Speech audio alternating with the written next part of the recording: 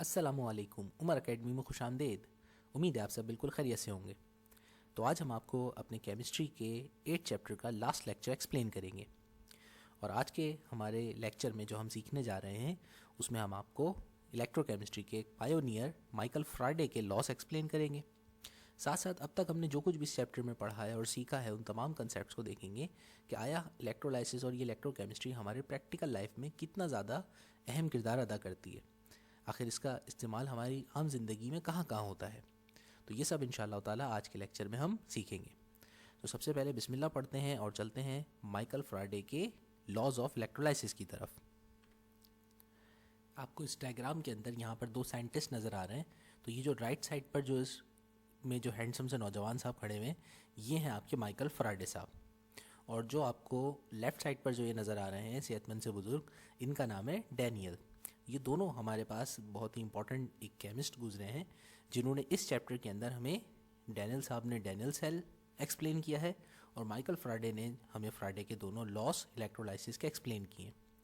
Michael फ्राडे का शुमार electrochemistry के पायोनियर्स में से भी होता है क्योंकि इन्होंने फिज़िक्स और केमिस्ट्री दोनों में बहुत सारे जो है इंपॉर्टेंट इन्वेंशंस किए हैं और यही वो शख्स हैं जिन्होंने दुनिया में सबसे पहला फर्स्ट इलेक्ट्रोमैकेनिकल जनरेटर भी इन्वेंट किया था। तो फ्राडे साहब के लॉज जो है वो हमारे पास बहुत ही इंपॉर्टेंट है और इलेक्ट्रोलाइसिस में ये दोनों लॉस अप्लाई होते हैं। तो फ्राडे का फर्स्ट लॉ क्या कहता है? It states that the amount of any substance deposited और लिबरेटेड। इसका मतलब कि किसी भी इलेक्ट्रोलाइसिस के रिएक्शन के दौरान जो अमाउंट होती है किसी भी केमिकल सब्सटेंस की जो कि डिपॉजिट होती है या लिबरेट होती है। अब इसका मतलब ये है डिपॉजिट और लिबरेट होने का कि हमने आपको बताया था कि हमारे पास इलेक्ट्रोकेमिकल सेल में जो इलेक्ट्रोड्स यूज़ होते हैं वो दो टाइप्स के हो सकते हैं, या तो वो इलेक्ट्रोड इनर्ट होते हैं या कंज्यूमेबल होते हैं। तो जो हमारे पास इनर्ट इलेक्ट्रोड्स होते हैं वो ऐसे इलेक्ट्रोड्स होते हैं जो कि सॉल्यूशन के साथ रिएक्ट नहीं करते हैं, यानी कि उनका काम सिर्फ इलेक्ट्रॉन्स प्रोवाइड करना होता है। और जो कंज्यूमेबल इलेक्ट्रोड्स होते हैं वो ऐसे होते हैं कि जो कि इलेक्ट्रोलाइटिक सॉल्यूशन के साथ आपस में केमिकली रिएक्ट करते हैं। और रिएक्ट करने के नतीजे दो होते हैं, या तो वो इलेक्ट्रोड सॉल्यूशन के अंदर डिसॉल्व हो जाता है यानी घुल जाता है, और इसी कंसेप्ट को यहाँ पे एक्सप्लेन किया गया है कि वो या तो अपने केमिकल सब्सटेंसेस को इलेक्ट्रोलाइट के अंदर लिबरेट कर देगा, छोड़ देगा, या फिर दूसरी चीज़ ये होती है कि सॉल्यूशन के अंदर इलेक्ट्रोलाइटिक सॉल्यूशन में जो केमिकल्स होते हैं वो इन इलेक्ट्रोड्स में से के ऊपर डिपॉजिट हो जाते हैं यानी कि चिपक जाते हैं। तो फ्राडे साहब अपने पहले लॉ में कहते हैं कि किसी भी इलेक्ट्रोड के ऊपर जो अमाउंट डिपॉजिट होती है या जो अमाउंट इलेक्ट्रोड के अंदर से रिलीज़ होकर के लिबरेट होकर के इलेक्ट्रोलाइट सॉल्यूशन का हिस्सा बनती है, वो सब्सटेंस की क्वांटिटी डायरेक्टली प्रोपोर्शनल होती है करंट की क्वांटिटी के। यानी ये समझ लें कि जिस तरह से हमारे पास जितना ज़्यादा इलेक्ट्रिक करंट पास होगा इलेक्ट्रोड से उतने ज़्यादा हमारे पास इलेक्ट्रोड के ऊपर या तो डिपोजिशन होगी या उस इलेक्ट्रोड में से केमिकल लिबरेट होकर के सॉल्यूशन का हिस्सा बन जाएगा। तो ये कहलाता है फ्राडे का फर्स्ट लॉ ऑफ इलेक्ट्रोलाइसिस। इस लॉ को बहुत ही आसानी से हम जो है एक फॉर्मूले की मदद से भी एक्सप्लेन कर सकते हैं कि अभी हमने बताया है कि जो अमाउंट या क्वांटिटी जो होती है वो वेट होता है कि कितना इलेक्ट्रोड, कितना वज़न इलेक्ट्रोड का ग्राम्स में जो है सब्सटेंस का वो लिबरेट होगा या डिपॉजिट होगा। तो वो वेट डिपेंड करता है, वो डायरेक्टली प्रोपोर्शनल होता है कि कितना करंट की क्वांटिटी को एम्पेयर से शो किया जाता है और वो करंट कितने टाइम तक पास हुआ है उसको टी से शो करते हैं। यानी कि weight of deposition is directly proportional to the current amount and to the time it was passed. कितनी देर तक आपने इसमें से इलेक्ट्रिक चार्ज को पास किया है उसके ऊपर इसकी जो है जो डिपोजिशन है वो डिपेंड करती है। यहाँ पर जब साइन ऑफ प्रोपोर्शनैलिटी को हम हटाते हैं किसी भी लॉ में तो उसकी जगह कोई ना कोई कांस्टेंट हम प्लेस करते हैं। तो ये जो हमने इक्वेशन बनाई है इसमें W इज ZAT, उसमें जो Z है वो एक इलेक्ट्रोकेमिकल कांस्टेंट है। अब ये इलेक्ट्रोकेमिकल इक्विवेलेंट या इलेक्ट्रोकेमिकल कांस्टेंट क्या होता है ये एक्सप्लेन फ्राडे ने ही किया है अपने सेकंड लॉ की मदद से, जिसको कहते हैं फ्राडे सेकंड लॉ ऑफ इलेक्ट्रोलाइसिस। तो माइकल फ्राडे के सेकंड लॉ के मुताबिक इलेक्ट्रोलाइसिस के ये कहते हैं कि जब कभी भी हम मुख्तलिफ़ केमिकल सब्सटेंसेस में से या मुख्तलिफ़ इलेक्ट्रोड्स में से जब हम करंट पास करते हैं तो अलग अलग, अगर हम मिसाल के तौर पे केमिकल सब्सटेंसेस ले लेते हैं, 3 अलग इलेक्ट्रोलाइट्स लिए, एक हमने सिल्वर नाइट्रेट, एक कॉपर सल्फेट और एक एल्युमिनियम नाइट्रेट। इन तीनों हमने इलेक्ट्रोलाइटिक सॉल्यूशंस का सीरीज़ में कनेक्शन कर दिया। सीरीज़ में कनेक्शन करने का मकसद ये था ताकि इसमें से जितना करंट पहले इलेक्ट्रोलाइट को मिल रहा है उतना ही सेकंड और उतने ही थर्ड को मिले, यानी क्वांटिटी ऑफ करंट हमने इन तीनों केमिकल्स में से सेम पास करी है। लेकिन हमने महसूस क्या किया, अब हमारा कंसेप्ट प्रिडिक्शन ये थी कि हम इस एक्सपेरिमेंट के बाद देखेंगे कि अगर सेम क्वांटिटी ऑफ करंट अलग अलग इलेक्ट्रोलाइट्स में से पास किया जाए तो उन इलेक्ट्रोलाइट्स में से अगर कोई लिबरेशन या डिकम्पोजिशन होती है तो क्या वो सेम होती है तीनों इलेक्ट्रोलाइट्स में से या उसमें कोई फ़र्क पड़ता है। तो ये चीज़ें हमने फ्राडे के सेकेंड लॉ में सीखी। और हमने क्या सीखा सेकेंड लॉ में, कि जब same quantity of electric current जो होती है वो अलग अलग इलेक्ट्रोलाइट्स में से पास की जाती है जो कि आपस में सीरीज़ में कनेक्टेड होते हैं, तो उनका जो इलेक्ट्रोकेमिकल इक्विवेलेंट मास होता है वो डिफरेंट होता है।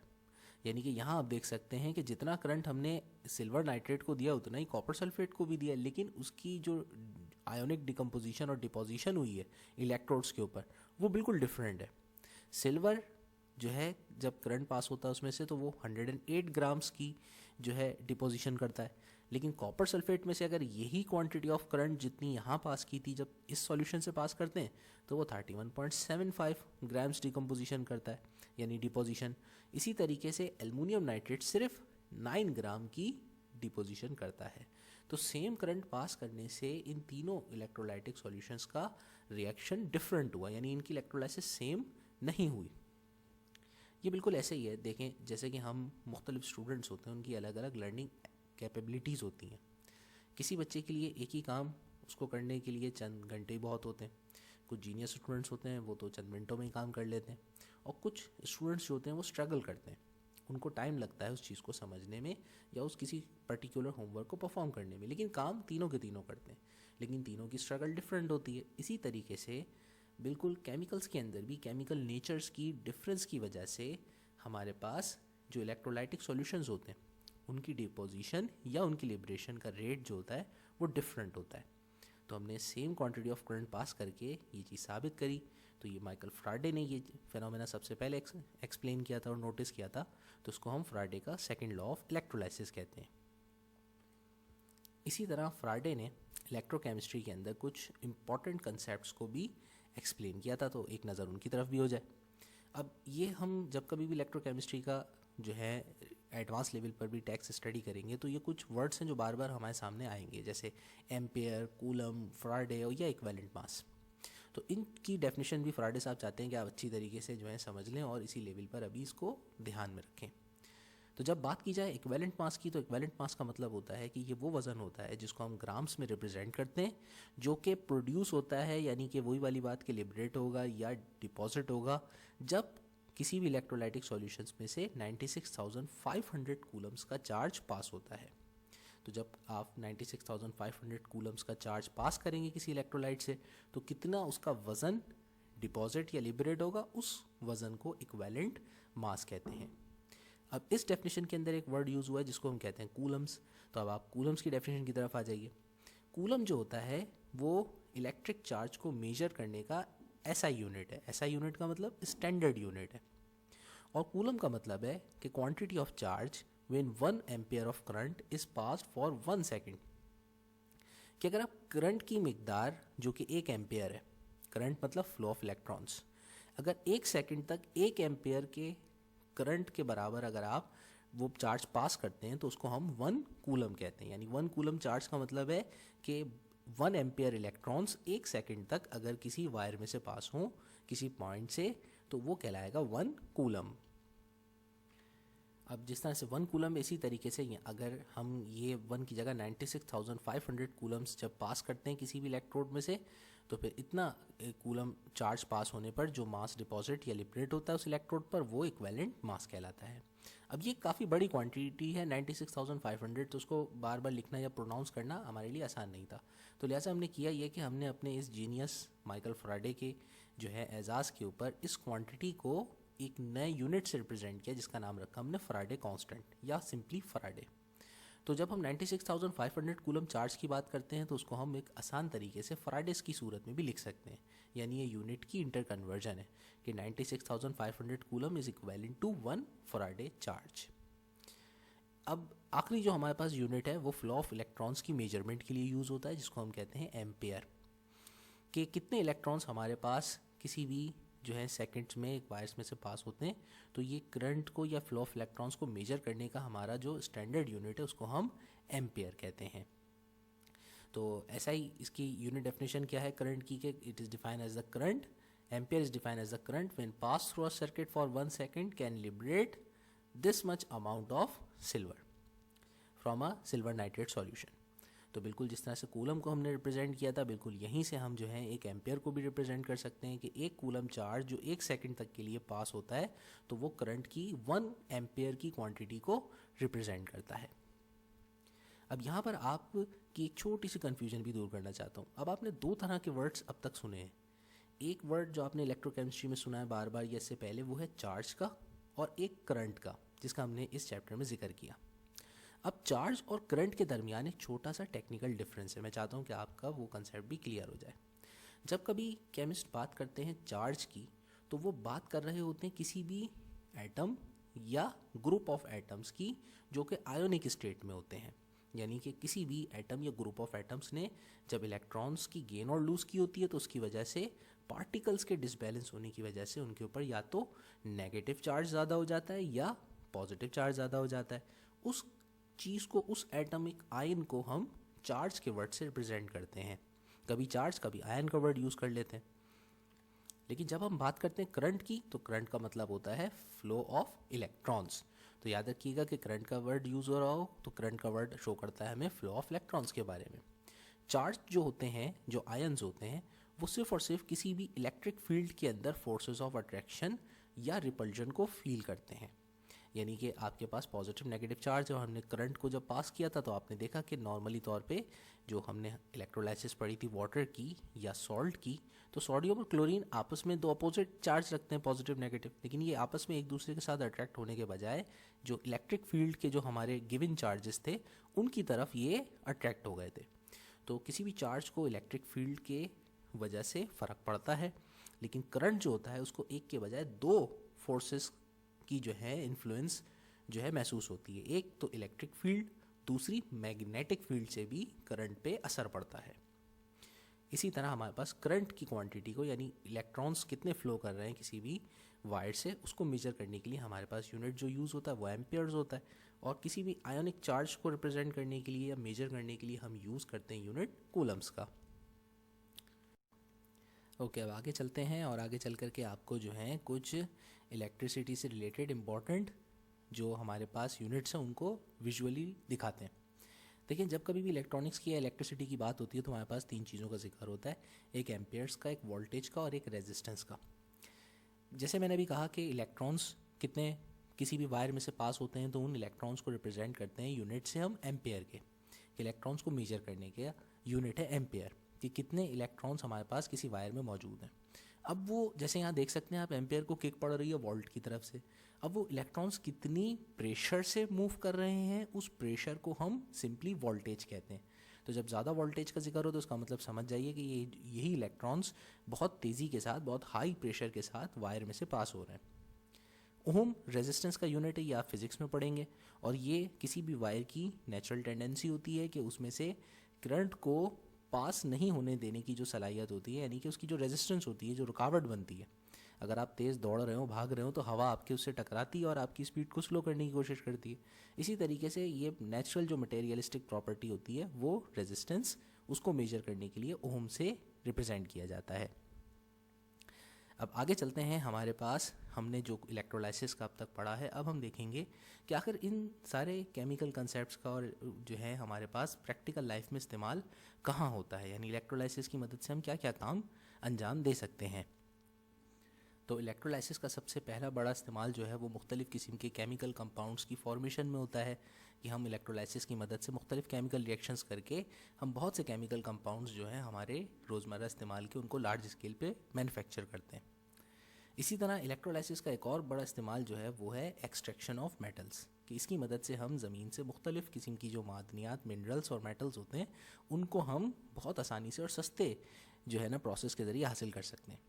एक वक्त था हमारे पास जब दुनिया में एलुमिनियम की प्राइसेस बहुत हाई हुआ करती थी। वो इसलिए क्योंकि ज़मीन से एलुमिनियम को एक्सट्रैक्ट करने का जो प्रोसेस था वो बहुत कॉस्टली था। लेकिन जब से इलेक्ट्रोलाइटिक हमने रिफाइनिंग शुरू करी है एलुमिनियम की, तो उसके बाद से एलुमिनियम लार्ज स्केल में बहुत चीप प्रोसेस के ज़रिए हम हासिल करते हैं, और उस सस्ते प्रोसेस की वजह से हमारे पास एलुमिनियम की प्राइसेस जो थी फिर बाद में आहिस्ता आहिस्ता डाउन हो गई। इसी तरीके से इलेक्ट्रोलाइसिस का एक और बहुत ही इंपॉर्टेंट एडवांटेज जो होता है वो है उसकी मदद से मुख्तलिफ हमारे पास जो एलिमेंट्स होते हैं उनकी हम प्योरीफिकेशन कर सकते हैं। जो ज़मीन से हम माइनिंग के ज़रिए मुख्तलिफ केमिकल्स और मिनरल्स हासिल करते हैं, तो वो जो होते हैं वो प्योरीफाइड स्टेट में नहीं होते, बल्कि वो मिनरल्स जो होते हैं वो 2-3 केमिकल सब्सटेंसेस का मिक्सचर होते हैं, तो वो कंपाउंड्स की सूरत में अक्सर हासिल होते हैं। तो उन सारे के सारे मिनरल्स को उनकी ओर्स में से रिफ़ाइन करने के लिए भी इलेक्ट्रोलाइसिस को इस्तेमाल किया जाता है। इसी तरीके से हम इसकी मदद से मुख्तलिफ़ किस्म की जो है इलेक्ट्रोप्लेटिंग करवाते हैं, जो अगला हमारा नेक्स्ट प्रोसेस है हम उसको एक्सप्लेन करेंगे। और इलेक्ट्रोप्लेटिंग की मदद से हम मुख्तलिफ़ चीज़ों को दिलकश और ख़ूबसूरत बनाने के लिए किसी चमकदार या ख़ूबसूरत जो हमारे पास मेटल्स होते हैं जिनका लस्चर और शाइन बहुत अच्छी होती है, उनको हम दूसरे एलिमेंट्स के ऊपर, दूसरे मेटल्स के ऊपर जिनका लस्चर और शाइन अच्छा नहीं होता, उसके ऊपर डिपॉजिट कराने के लिए भी इलेक्ट्रोलाइसिस का इस्तेमाल करते हैं। तो अब आगे चलते हैं और सबसे पहले आपको जो है हम इन तमाम यूजेस में से इलेक्ट्रोप्लेटिंग के बारे में एक्सप्लेन करते हैं। इलेक्ट्रोप्लेटिंग का मतलब होता है कि किसी भी एक मेटल के ऊपर किसी दूसरे मेटल की लेयर को जस्ट लाइक अ पेंट जो है कोट करना। जैसे कि आप देखते हैं कि गाड़ियों के ऊपर जो है मुख्तलिफ़ किस्म के पेंट की लेयर्स को ना कॉपी किया जाता है। तो वो पेंट किस तरह से किया जाता है, एक तो नॉर्मली हम गाड़ी के ऊपर स्प्रे की मदद से पेंट कर सकते हैं, लेकिन गाड़ियों की जब सबसे पहले उनकी जो बॉडी डिज़ाइन होती है, तो वो जो हमारे पास मेटल होता है उसको जंग से बचाने के लिए जो है हम उसकी इलेक्ट्रोप्लेटिंग के ज़रिए एक कोट चढ़ाते हैं उसके ऊपर पेंट की। तो इलेक्ट्रोप्लेटिंग सिंपली किसी भी केमिकल कंपाउंड या किसी भी मेटल की एक लेयर जो कि हम इलेक्ट्रोलाइसिस की मदद से इलेक्ट्रोकेमिकल सेल में परफॉर्म करते हैं, और वो लेयर जो है किसी भी जो है बेस मेटल के ऊपर कोट कर दी जाती है, तो ये इलेक्ट्रोप्लेटिंग कहलाती है। तो ऑटोमोटिव इंडस्ट्रीज़ के अंदर गाड़ियों के ऊपर जो प्रोटेक्टिव लेयर्स जंग से बचाने के लिए लगाई जाती हैं, तो वो भी इलेक्ट्रोलाइसिस की मदद से पेस्ट की जाती हैं। इलेक्ट्रोप्लेटिंग के कुछ बुनियादी उसूल हैं, अगर आप उसको सीख लें तो उसके बाद आप किसी भी एलिमेंट की इलेक्ट्रोप्लेटिंग करवा सकते हैं। किसी भी मेटल की किसी दूसरे मेटल के ऊपर इलेक्ट्रोप्लेटिंग करवाने के लिए जो बुनियादी चीज़ें हैं वो ये हैं कि आप हमेशा उस मटेरियल को जिसके ऊपर आपने कोटिंग करवानी है, उस मटेरियल को आप जो है कैथोड टर्मिनल से कनेक्ट करेंगे। जैसे हम मिसाल ले लें कि आपने फ़र्ज़ करें यहाँ पे इसके ऊपर स्पून के ऊपर जो है कॉपर की लेयर जो है ना वो डिपॉजिट करवानी है, तो आप इसके ऊपर करेंगे ये कि सबसे पहले इस स्पून को आप कैथोड टर्मिनल से कनेक्ट करेंगे, और प्योर कॉपर की एक स्ट्रिप जो है वो आप बैटरी के एनोड टर्मिनल से कनेक्ट करेंगे। साथ में इलेक्ट्रोलाइट आपने चूँकि कॉपर की इलेक्ट्रोप्लेटिंग करवानी है, तो याद रखें जिस एलिमेंट की जिस मेटल की इलेक्ट्रोप्लेटिंग करवानी है उसी मेटल का इलेक्ट्रोलाइटिक सॉल्यूशन लेना ज़रूरी है। बस उसके बाद आपने कितनी उसके ऊपर लेयर जो है डिपॉजिट करवानी है, कितना ग्राम आपने उसको डिपॉजिट करवाना है, वो आप जो है कैलकुलेट कर सकते हैं न्यूमेरिकली फार्मूले की मदद से फराडे के, और उसके बाद उतनी देर तक करंट पास करके आप उस पर उस सब्सटेंस के ऊपर उतने ग्राम की इलेक्ट्रोप्लेटिंग करवा दीजिए। तो ये हमारे पास बुनियादी उसूल है। अब हमें जिस भी एलिमेंट की, जैसे अगर हमें निकल प्लेटिंग करवानी हो तो हम करेंगे ये कि एनोड टर्मिनल पे जो है प्योर निकल ले लेंगे, और जो है कैथोड टर्मिनल पर हम वही एलिमेंट कोई भी ऐसा सब्सटेंस जिसके ऊपर हमें कोटिंग करवानी है उसको कनेक्ट कर देंगे, और सॉल्यूशन भी हम फिर निकल का कोई सा जो है इलेक्ट्रोलाइट ले लेंगे। अब इसी हमारे इलेक्ट्रो प्लेटिंग की मदद से हम अपने आसपास देखते हैं कि मुख्तलिफ़ जो चीज़ें हमारे रोज़मर्रा इस्तेमाल में यूज़ होती हैं, वो सारी की सारी चीज़ें जो होती हैं उनमें इसी तरह जो शाइनिंग आ रही होती है वो बेसिकली इलेक्ट्रोप्लेटिंग की वजह से आती है। हम सिल्वर का स्पून भी बना सकते हैं, उसके लिए प्योर सिल्वर की ज़रूरत नहीं है, हम किसी भी चीप मेटल को, स्ट्रॉन्ग मेटल को बेस के तौर पे यूज़ करें, फिर उसके ऊपर सिर्फ और सिर्फ just like a paint silver की इलेक्ट्रोप्लेटिंग करवा दें। तो ये जो हम मुख्तलिफ़ कटलरीज यूज़ करते हैं उसमें जो शाइनिंग होती है तो वो सिल्वर की या क्रोम की जो शाइनिंग होती है, तो वो भी इलेक्ट्रोप्लेटिंग की मदद से उनके ऊपर वो लेयर्स चढ़ाई जाती हैं मेटल की। इसी तरीके से आप मुख्तलिफ़ किस्म की हैवी बाइक्स को देखते हैं तो उस पर ये देखें माशाल्लाह कितना खूबसूरत इसका शाइनी ग्लोई इंजन है। तो ये जो इस इंजन की जो आउटर लेयर जो इतनी खूबसूरत सी फैंसी लुक दे रही हैं वो भी ये इस तरह से कि इसके ऊपर जो है क्रोमियम की लेयर जो है वो चढ़ाई गई है, तो ये क्रोम प्लेटिंग की वजह से इसकी सरफेस बहुत खूबसूरत लग रही है। तो यहाँ ऐसी खूबसूरत सी बाइक और मुख्तलिफ़ चीज़ें देख करके ना अब दिल चाह रहा होगा आपका कि ये चैप्टर हमारा कितना इंपॉर्टेंट है। ये देखिए इससे आप मुख्तलिफ़ किस्म की जो है कोटिंग करके अपनी फैंसी बाइक्स या कोई भी गैजेट्स तैयार कर सकते हैं। ठीक है भाई, वो भी सस्ते में। प्योर गोल्ड की ज़रूरत नहीं है आपको, जैसे हमारे पास ये होता है इसी तरीके से। ये जैसे हमने जो है ज़्यादा लड़कों को शौक़ होता है खूबसूरत हैवी बाइक्स वगैरह का, तो उस तरह के जो उनके इंजन्स होते हैं ये आप अपने इंजन पर क्रोम प्लेटिंग करवा के इस तरह की शाइनिंग लेकर आ सकते हैं। इसी तरीके से आप जो है जो कि मुख्तलिफ़ ज्वेलरीज वगैरह होती हैं उनकी भी इसी तरीके से कोटिंग की जाती है। अब आज के दौर में सोना पता है आपको बहुत ज़्यादा कॉस्टली हो गया है, तो हर कोई तो प्योर गोल्ड की ज्वेलरी नहीं यूज़ कर सकता। तो उसका एक आसान तरीका ये है कि आप किसी भी बेस मेटल के जो है ऑब्जेक्ट की आप ज्वेलरी बना लें। जैसे कॉपर की, ब्रॉन्ज़ की आपने ज्वेलरी ले ली और उसके ऊपर सिर्फ और सिर्फ गोल्ड की शाइनिंग आपको चाहिए है, तो आप उसके ऊपर जो है गोल्ड का पानी चढ़वाना भी कहते हैं उर्दू में, आप उस पर गोल्ड की जो है इलेक्ट्रोप्लेटिंग करवा लें। तो थोड़ी सी उसके ऊपर इलेक्ट्रोप्लेटिंग करवा लेंगे तो वो ज्वेलरी बाय फिज़िकल अपीयरेंस देखने से उसकी शाइनिंग एग्जैक्टली गोल्ड जैसी हो जाएगी, और देख करके कोई ये नहीं कहेगा कि ये गोल्ड की नहीं है, बल्कि दिखने से गोल्ड ही लगेगी। बेस उसका मटेरियल अंदर का कोई सा भी मटेरियल हो सकता है जो कि चीप प्राइसेस में अवेलेबल होता है। तो हम मुख्तलिफ जिस तरह से डेकोरेशंस वगैरह करते हैं इसी तरीके से प्रिंसिपल सबका सेम वही होता है जो अभी आपको सिखाया है इलेक्ट्रोप्लेटिंग का, कि जिस सब्सटेंस पे करनी है उसको कैथोड से कनेक्ट कीजिए, इलेक्ट्रोलाइटिक सॉल्यूशन उस सब्सटेंस का लीजिए जिसका आपने इलेक्ट्रोप्लेटिंग करवानी है, यानी जो आपने डिपॉजिट करवाना है, साथ साथ उसका प्योर सैंपल एनोड पे कनेक्ट कर दीजिए। तो उस तरह से फिर आपकी इलेक्ट्रोप्लेटिंग हो जाती है। अब ये जो आपको नीचे एक डिवाइस नज़र आ रही है ना, ये डिवाइस जो होती है ये ज्वेलरी में जो इलेक्ट्रोप्लेटिंग होती है ये उसके लिए यूज़ होती है।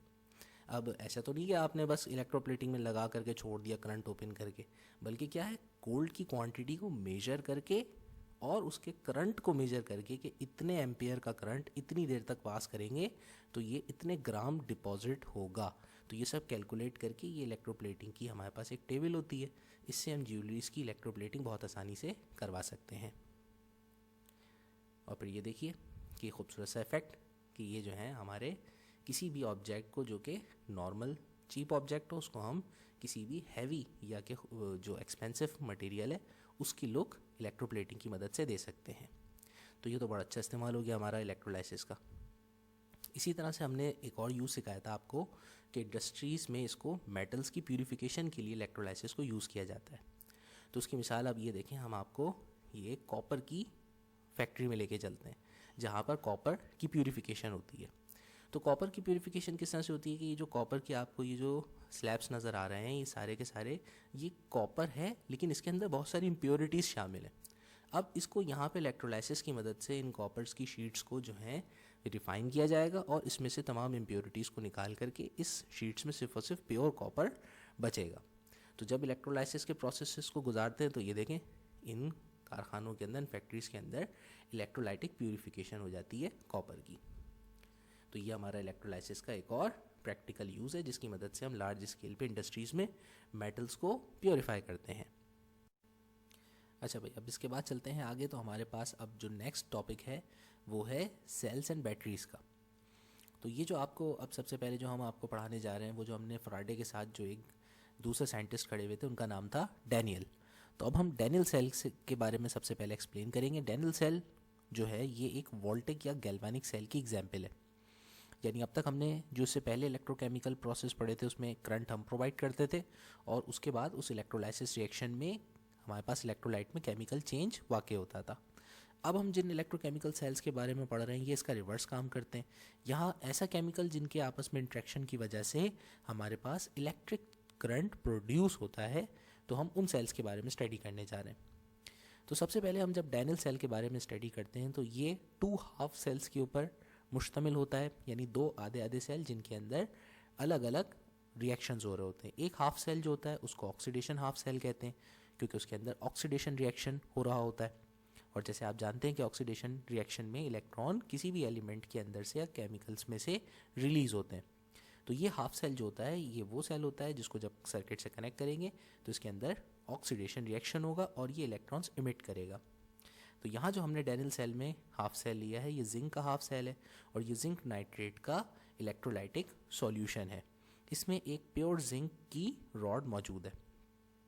इसी तरह हमने फ्राडे के लॉ में जब आपको एक्सप्लेन किया था कि जो है हमारे पास लिबरेशन होती है एक इलेक्ट्रोड के ऊपर और किसी इलेक्ट्रोड के ऊपर जो है डिपोजिशन होती है, तो उसकी एक मिसाल आपको इस डैनियल सेल में दोनों चीज़ों की नज़र आ जाएगी। यहाँ जैसे आप जिंक की रॉड को देख सकते हैं, जिंक एनोड से कनेक्टेड है और जिंक की रॉड जो है ये आप देख सकते हैं नीचे से ये डिज़ोल्व हुई हुई नज़र आ रही है कि ये घुल गई है। तो वो कहाँ गया इसका जिंक? वो जिंक जो है वो आयोनिक चार्ज की सूरत में सॉल्यूशन के अंदर डिज़ोल्व हो गया और यहाँ से जो है हमारे पास जिंक के आयंस इलेक्ट्रोलाइटिक सॉल्यूशन का हिस्सा बन गए। तो यहाँ पे देखें ये जो है ऐसा लग रहा है जैसे ये जिंक यहाँ से डिज़ोल्व होकर डिसअपियर हो चुका है।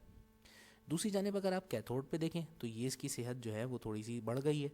वो कैसे बढ़ गई है? क्योंकि हम जहाँ जहाँ यहाँ ये डिप था इलेक्ट्रोलाइटिक सॉल्यूशन में, यहाँ पर कैथोड के ऊपर जो है डिपोजिशन हुई है, यानी कि इलेक्ट्रोलाइटिक सॉल्यूशन के अंदर जो कॉपर मौजूद था वो कॉपर की इस इलेक्ट्रोड के ऊपर जो है वो चिपक गया है, यानी डिपॉजिट हो गया है। तो जितने भी कॉपर के चार्जेस थे वो यहाँ पर आकर के कॉपर के इलेक्ट्रोड के साथ रिएक्ट करके इसके ऊपर एक लेयर की सूरत में डिपॉजिट हो गए। तो अब चलते हैं इसकी वर्किंग की तरफ, देखते हैं डिटेल में कि वर्क करता है कैसे। दो हाफ सेल, एक हाफ सेल हमारा जो है वो जिंक से बना हुआ है जिसको ऑक्सीडेशन हाफ सेल कहते हैं। इसमें प्योर मेटल की जिंक मेटल की एक रॉड है इलेक्ट्रोड की सूरत में और इलेक्ट्रोलाइटिक पेस्ट भी जिंक नाइट्रेट का मौजूद है।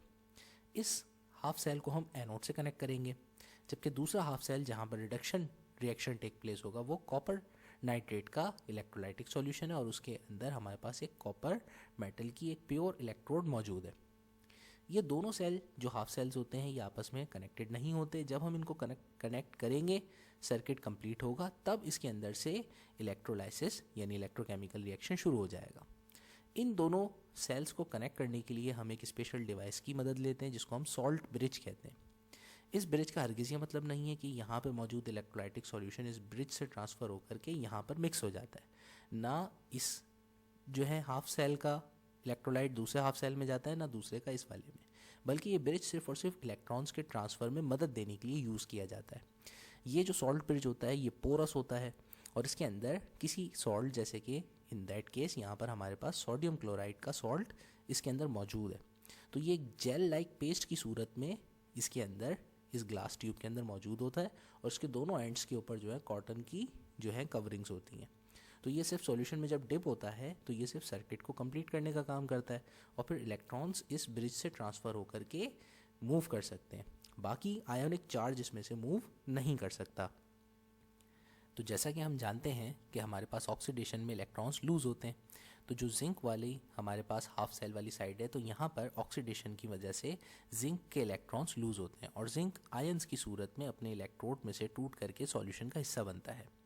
अब ये इलेक्ट्रॉन्स एनोड की साइड से ट्रांसफ़र करते हुए जाते हैं हमारे पास कैथोड टर्मिनल पर और यहाँ जब आते हैं ये तो ये यहाँ सॉल्यूशन में मौजूद कॉपर को रिड्यूस कर देते हैं और जो सॉल्यूशन के अंदर कॉपर आयनिक चार्ज की सूरत में मौजूद होता है वो इलेक्ट्रॉन्स एक्सेप्ट करके वो इस इलेक्ट्रोड के ऊपर डिपॉजिट हो जाता है और फिर बाकी इलेक्ट्रॉन्स जो होते हैं वो इस ब्रिज की मदद से सर्किट को कंप्लीट करके ये साइकिल कंप्लीट हो जाती है और इस तरह से डैनियल सेल की मदद से हमें ये दोनों इलेक्ट्रोलाइटिक सॉल्यूशंस जो है एक वोल्टेज का करंट प्रोवाइड करते हैं।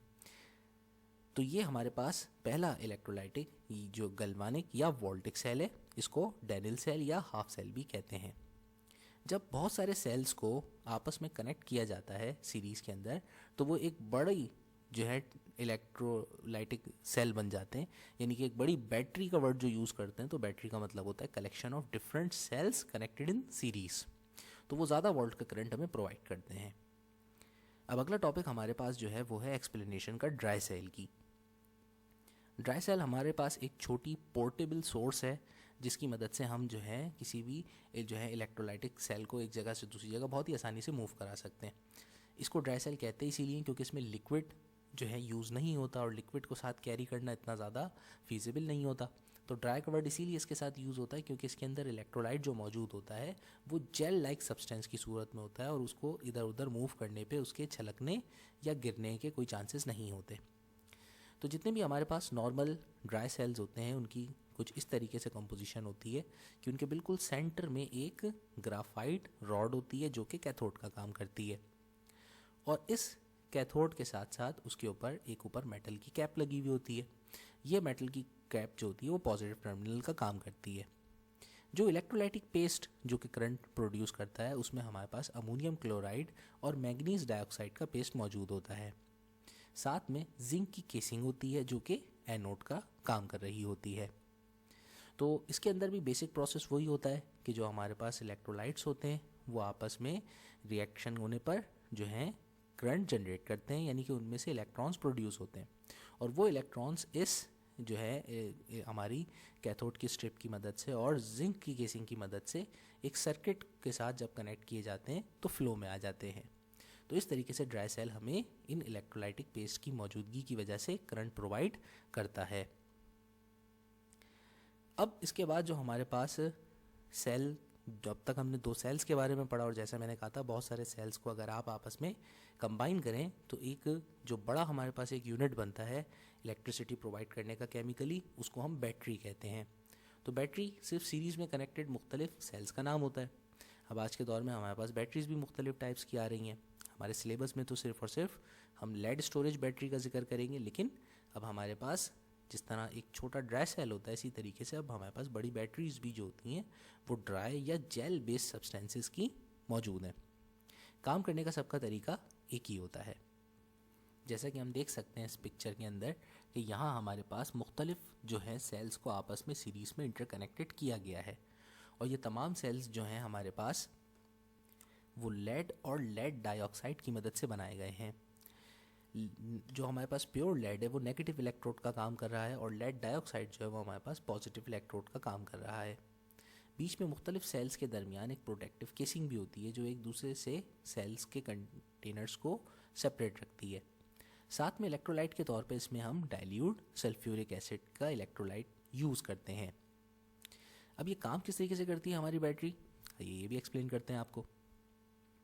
लेड स्टोरेज बैटरी के अंदर हमारे पास जो है वो 6 सेल्स होते हैं जो कि सीरीज़ में एक दूसरे के साथ जुड़े हुए होते हैं और इन 6 लेड सेल्स के अंदर हर सेल का जो वोल्टेज होता है वो 2 वोल्ट्स होता है, लेकिन सीरीज़ पे कनेक्ट करने पर इन सब का कंबाइन वोल्टेज जो होता है टोटल बैटरी का वो हो जाता है 12 वोल्ट्स। हर सेल कंपार्टमेंट के अंदर हमारे पास मुख्तलिफ छोटी छोटी प्लेट्स होती हैं और वो प्लेट्स जो होती हैं वो प्योर लेड और लेड डाइऑक्साइड के मदद से बनाई जाती हैं। जैसे एक लेड डाइऑक्साइड की लेयर होगी तो उसके बाद फिर हमारे पास एक लेड की लेयर होगी, फिर दूसरी लेड ऑक्साइड की। तो इस तरीके से ये लेयर्स आपस में पॉजिटिव नेगेटिव की मुख्तलिफ लेयर्स को आपस में कनेक्ट किया जाता है। ये तमाम प्लेट्स आपस में कंपार्टमेंट के अंदर एक जो है हमारे पास इलेक्ट्रोलाइटिक पेस्ट होता है सल्फ्यूरिक एसिड का और वाटर का। डाइल्यूट सल्फ्यूरिक एसिड का मतलब सल्फ्यूरिक एसिड विद वाटर, इसका मतलब है। तो हमारे पास कंपार्टमेंट के अंदर डाइल्यूट सल्फ्यूरिक एसिड के अंदर ये सारी प्लेट्स आपस में डिप होती हैं। बैटरी की ओवरऑल वर्किंग को हम दो हिस्सों में, दो कैटेगरीज में डिवाइड करके एक्सप्लेन कर सकते हैं। एक कहलाता है हमारे पास डिस्चार्जिंग प्रोसेस और एक कहलाता है चार्जिंग प्रोसेस। तो डिस्चार्जिंग प्रोसेस के दौरान होता क्या है कि बैटरी के अंदर हमारे पास जो इलेक्ट्रोलाइट मौजूद होता है उस इलेक्ट्रोलाइट की मदद से हमारे पास जो करंट जनरेट होता है वो हम बैटरी से किसी भी लोड को कनेक्ट करके, किसी भी बल्ब को या किसी भी इलेक्ट्रॉनिक डिवाइस को कनेक्ट करके उस करंट को हम इस्तेमाल करते हैं। वक्त के साथ साथ जैसे जैसे हम जो है ये बैटरी के करंट को यूज़ करते जाते हैं, अंदर बैटरी के अंदर इलेक्ट्रोकेमिकल सेल्स के अंदर इलेक्ट्रोलाइटिक रिएक्शन की वजह से जो इलेक्ट्रोलाइट होता है उसकी करंट जनरेट करने की सलाहियत वीक से वीक होती चली जाती है। फिर जब वो बहुत ज़्यादा वीक हो जाती है और बैटरी का वोल्टेज ड्रॉप हो जाता है तो फिर हम उसको चार्जिंग पर लगाते हैं। तो ये हमारे पास दूसरा जो प्रोसेस होता है ये चार्जिंग प्रोसेस कहलाता है। इस प्रोसेस के अंदर हम जो है बैटरी को किसी भी एक्सटर्नल सोर्स की मदद से करंट प्रोवाइड कर रहे होते हैं, यानी कि हम टर्मिनल्स को रिवर्स काम कर रहे होते हैं। जब इलेक्ट्रोकेमिकल रिएक्शन होता है तो नेगेटिव टर्मिनल यानी कैथोड से करंट हमें रिसीव हो रहा होता है और पॉजिटिव टर्मिनल से वो वीक करंट वापस इंटर हो रहा होता है। चार्जिंग के वक्त हम यही काम उल्टा करते हैं, यानी कि नेगेटिव टर्मिनल से इलेक्ट्रॉन्स दोबारा फोर्सफुली इंसर्ट करवाते हैं अपने इलेक्ट्रोलाइटिक सॉल्यूशन के अंदर। वो इलेक्ट्रॉन्स एक्सेप्ट करके दोबारा से इलेक्ट्रोलाइटिक बेस जो होता है उस चार्ज को अपने अंदर एक्यूमुलेट कर लेता है, यानी इलेक्ट्रॉन्स उसके अंदर सेफ हो जाते हैं, स्टोर हो जाते हैं। और जब ये चार्जिंग कंप्लीट हो जाती है उसके बाद दोबारा जब हम बैटरी को किसी लोड से कनेक्ट करते हैं किसी भी इलेक्ट्रॉनिक डिवाइस से, तो वो फिर इलेक्ट्रोकेमिकल रिएक्शन की वजह से दोबारा से इलेक्ट्रॉन्स जो है फ्लो करके बैटरी से बाहर हमें रिसीव हो जाते हैं। तो इस तरह से किसी भी बैटरी की वर्किंग को डिस्चार्जिंग और चार्जिंग प्रोसेस से कई दफ़ा इस्तेमाल किया जा सकता है।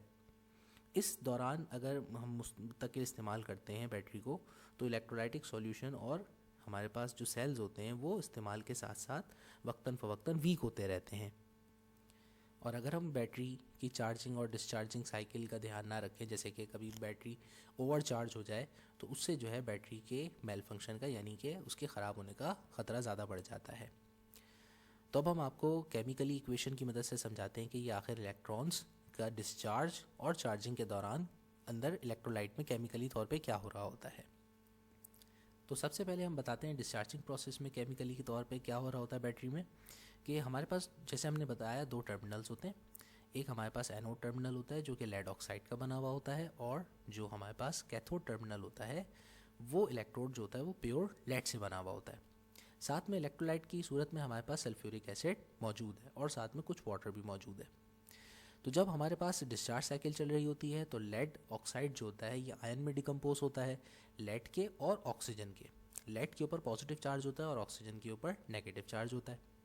लेड सॉल्यूशन में मौजूद सल्फ्यूरिक एसिड की भी जो आयोनिक डिसोसिएशन होती है वो H पॉजिटिव आयन और SO4 नेगेटिव आयन्स में होती है। तो सल्फेट का नेगेटिव चार्ज इलेक्ट्रोड के लेड के पॉजिटिव चार्ज से अट्रैक्ट होकर के इसके ऊपर एक कोटिंग बना देता है लेड सल्फेट की। दोनों इलेक्ट्रोड्स एनोड और कैथोड के साथ यही होता है कि वहाँ पर मौजूद लेड का पॉजिटिव चार्ज सल्फर ऑक्साइड के नेगेटिव चार्ज को अट्रैक्ट करके लेड सल्फेट की कोटिंग कर देता है डिस्चार्जिंग के दौरान।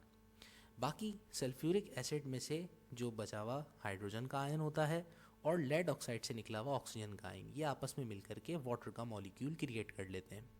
इस तरीके से सॉल्यूशन के अंदर मौजूद जो हमारे पास सल्फ्यूरिक एसिड होता है उसका सल्फेट दोनों के दोनों लेड की इलेक्ट्रोड्स के ऊपर कोट हो जाता है, और नीचे इलेक्ट्रोलाइट में से सल्फ्यूरिक एसिड की कंसंट्रेशन डाउन हो जाती है और पानी की कंसंट्रेशन ज़्यादा हो जाती है। और साथ साथ इस प्रोसेस के दौरान जब लेड सल्फेट के साथ जो है जुड़ करके लेड सल्फेट का मॉलिक्यूल बनाता है, तो उस प्रोसेस के दौरान हमें इलेक्ट्रॉन्स रिलीज़ मिलते हैं। यही वो इलेक्ट्रॉन्स होते हैं जो कि हमारे पास करंट का काम करते हैं और ये सर्किट से जो है फ्लो करते रहते हैं और हमारी बैटरी हमें जो है लोड के साथ कनेक्ट होकर करंट प्रोवाइड करती रहती है।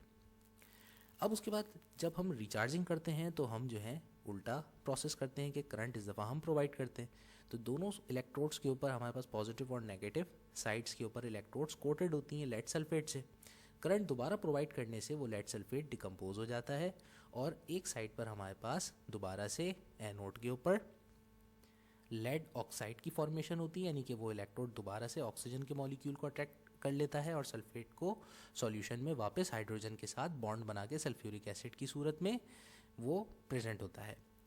तो लेड एक तरफ पॉजिटिव एनोड दोबारा से लेड ऑक्साइड में कन्वर्ट हो जाती है और दूसरी जो हमारे पास कैथोड थी जिस पे लेड सल्फेट था, तो वो सल्फेट का मॉलिक्यूल भी दोबारा से वाटर के साथ रिएक्ट करता है और प्योर इलेक्ट्रोड का जो लेड होता है वो सेपरेट हो जाता है। यानी इलेक्ट्रोड लेड की रहती है और सल्फेट आयंस उस इलेक्ट्रोड के ऊपर जो डिपॉजिट हुए थे वो दोबारा वहाँ से जो है लिबरेट होकर के सॉल्यूशन में पानी जो मौजूद होता है उसके साथ रिएक्ट करके सल्फ्यूरिक एसिड फॉर्म करते हैं। तो इस तरह से हमारे पास जो है डिस्चार्जिंग और चार्जिंग साइकिल रिपीट होती रहती हैं कि यही सॉल्यूशन यानी कि सल्फ्यूरिक एसिड का सल्फेट दोनों साइड पे चिपक जाता है और जो है लेड सल्फेट से दोनों को कोट कर देता है, और ये हमारी चार्जिंग साइकिल जो है कंप्लीट हो जाती है, डिस्चार्जिंग साइकिल। और फिर उस डिस्चार्जिंग के बाद जब हम चार्जिंग करेंगे तो फिर ये लेड सल्फेट दोबारा टूट करके सॉल्यूशन में मौजूद पानी के साथ रिएक्ट करके दोबारा से सल्फ्यूरिक एसिड फॉर्म कर लेगा। तो इस तरह से हमारा चैप्टर नंबर 8 और उसकी सारी डिटेल तमाम टॉपिक्स कंप्लीट हुए। इंशाल्लाह अब नेक्स्ट चैप्टर के लेक्चर के साथ बहुत जल्द मुलाकात होगी। Thank you.